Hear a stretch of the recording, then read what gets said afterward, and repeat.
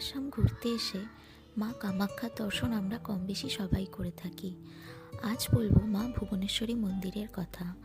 ইনি দশমহাবিদ্যার আর এক মহাবিদ্যা মা ভুবনেশ্বরী। রবিবার থাকায় জ্যাম একটু বেশি ছিল, তবে তোমরা চাইলে যে কোনো দিন আসতে পারো। নীলাচল পাহাড়ের গা ঘেঁষে পাহাড়ি আঁকাবাঁকা পথ পেরিয়ে এই মন্দিরে যাওয়ার রাস্তাটি সত্যিই সুন্দর।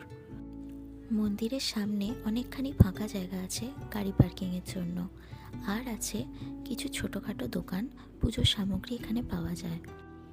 মন্দির খুব বড় না হলেও বেশ পরিষ্কার পরিচ্ছন্ন। নিচে থেকে পুজোর সামগ্রী কিনে সেখানেই জুতো খুলে রেখে বেশ অনেকগুলো সিঁড়ি পেরিয়ে তবে মন্দিরে পৌঁছলাম।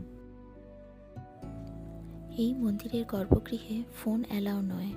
মা কামাখ্যা মন্দিরের তুলনায় এই মন্দিরে ভিড় যথেষ্টই কম, তাই ফাঁকায় ফাঁকায় পুজো দিতে বেশি সময় লাগেনি।